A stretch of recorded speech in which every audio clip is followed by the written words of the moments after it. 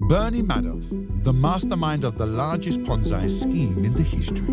Madoff was not inhumanely monstrous, he was monstrously human. He was greedy for money and praise, arrogantly sure of his own capacity to pull it off, smugly dismissive of skeptics.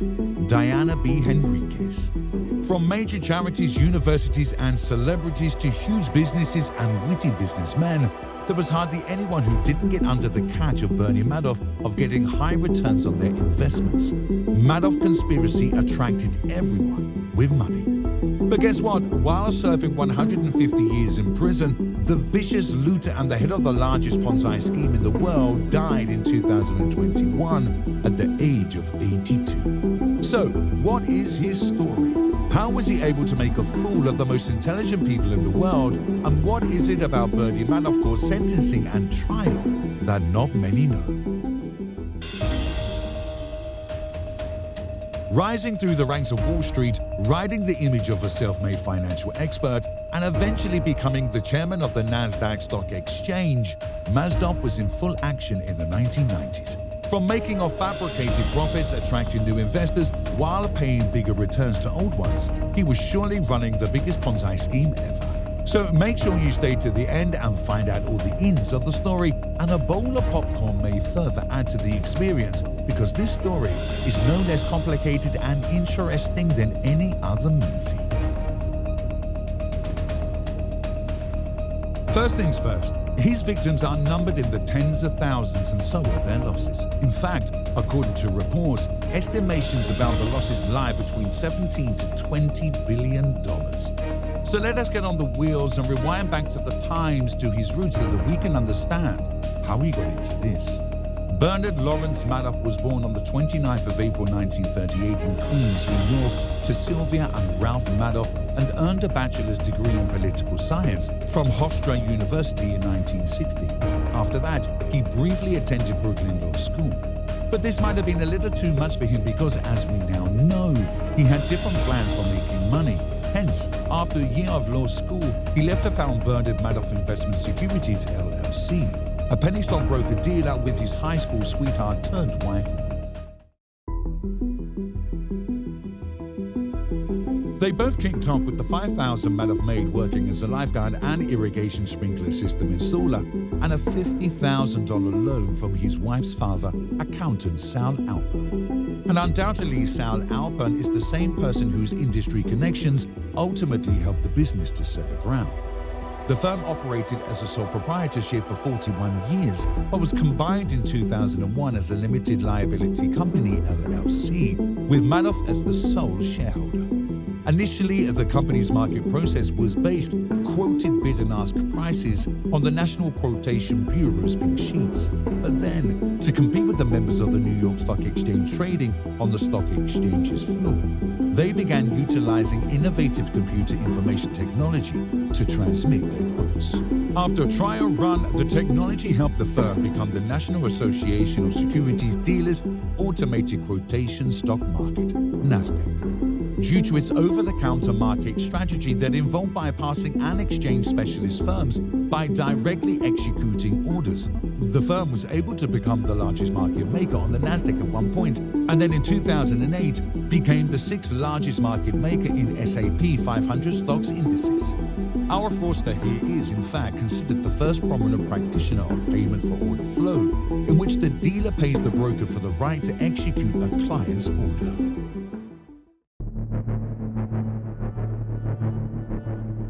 As a part of his conspiracy, he developed close association with wealthy, influential business people and signed them as investors. Not only that, in order to win their trust and to get positive recommendations, he gave them handsome returns and used these people to attract more investors. And if that was less, he cunningly developed relationships with financial regulators. He put on a show because even as a fraudster, he was a master of his art. He attracted serious and moneyed investors and acted smart to look desperate by allowing just anyone into his funds. And thus, in no time, it became a mark of exclusivity to be admitted as a Madoff investor. And so, to their utmost misfortune, those who successfully got in, often on word-of-mouth referral, believed they had entered the inner circle of a money-making genius.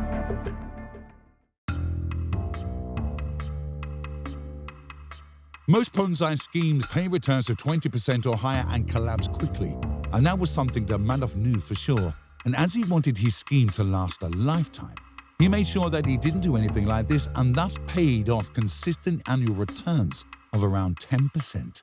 And here comes the most interesting part of the video, his investment strategy, which he defended as being clean like a mirror. The strategy is referred to as a split strike conversion or a collar. What happens in this game is that investors who already own the underlying asset create a collar by purchasing an out-of-the-money OTM put-sell option while simultaneously writing an OTM call buy option. The put, in this case, is so designed that it protects the investor if the price of the stock drops. The buy order, on the other hand, produces income to fund the cost of buying the put and allows the investor to profit on the stock up to the strike exercise price of the call, but not higher. So, in short, it is a classic Ponzi scheme, which involved funneling the money from new investors to fund payouts to existing investors, as well as bonuses to himself. And that is why, contrary to what was expected from him, such as investing the entrusted funds, he would simply deposit the investors' money in an account at Chase Manhattan Bank, merged in 2000 to become JP Morgan Chase & Co., where it would be retrieved to make repayments. So the scheme kept running all thanks to the feeder funds, which were actually management funds that gathered the principal from other investors and poured the pooled investments into Madoff firm for management, earning millions in fees from the investors. In fact, elaborate account statements and trusts from his investors and regulators, whose mouths were shut due to huge returns, even helped him stay afloat in some of the toughest times, such as the dot-com crash and the repercussions of the 9/11 terrorist attacks.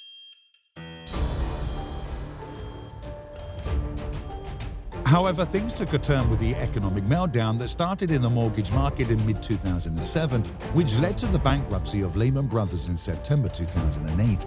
But as the market kept going down, hedge funds and other institutional investors, pressured by demands from their clients, withdrew hundreds of millions of dollars from their Madoff accounts. By December 2008, more than $12 billion had been taken out, the feeder funds collapsed, and from none to very little fresh capital was coming to cover redemptions.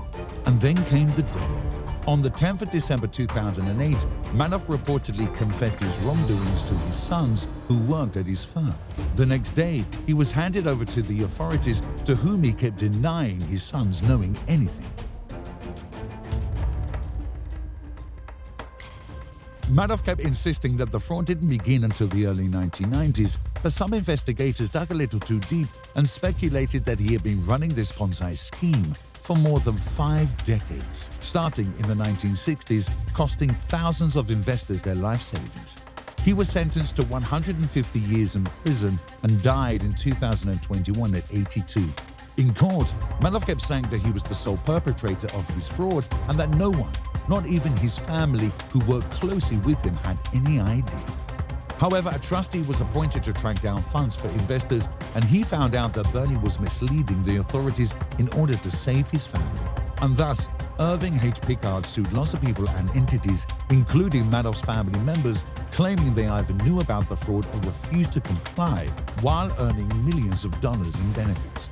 The suspicion against the older son was too much, but in 2010, just 2 years after his father was arrested, he became the third suicide linked to the fraud. He was 46. 4 years later, Andrew died of lymphoma at age 48. Pickard eventually reached settlements with the son's estate and with Ruth Madoff, who still denies any knowledge of the fraud and is reportedly living modestly in Connecticut. Apart from Madoff, more than a dozen individuals, including Peter Madoff, were convicted of federal crimes, but none of the others was accused of knowing about the fraud. Madoff's primary bank paid $2.6 billion to the US government and Madoff victims in 2019 to settle allegations that it did not maintain adequate controls. However, after Chase established some unspecified reforms, prosecutors dropped charges against the bank. Beyond the loss of tens of billions of dollars, the human consequences of the crime were almost incalculable. Breeden said in a statement, "Many victims could no longer live independently, meet healthcare needs for themselves or a spouse, care for children or grandchildren, or otherwise provide for basic needs. Many victims were not wealthy, and for many, the loss of all or a significant portion of their life savings had a brutal impact. The pain experienced by the victims of Mr. Madoff's fraud is not diminished by his death, nor is our work on behalf of his victims finished, Picard said. My legal team and I are committed to continuing to identify and recover Mr. Madoff's stolen funds and return them to their rightful owners.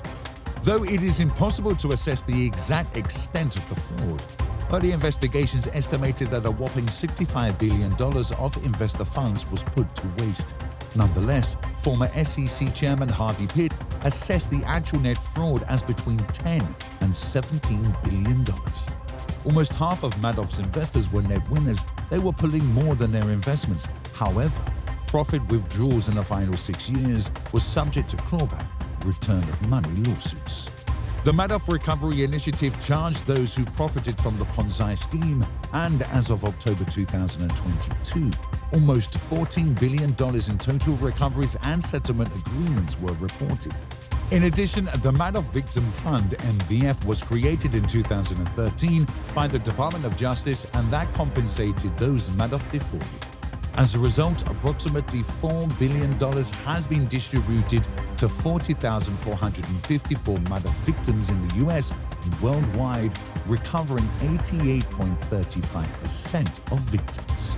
This is how Bernie Madoff, known on Wall Street for 50 years as a big money manager who founded his own firm at age 22, the non-executive chairman of the Nasdaq in 1990, and the developer of the systems and market structures that moved the stock market beyond the trading floor, met his end. So that was it, everyone, about Bernie Madoff, the mastermind of the largest Ponzi scheme in history.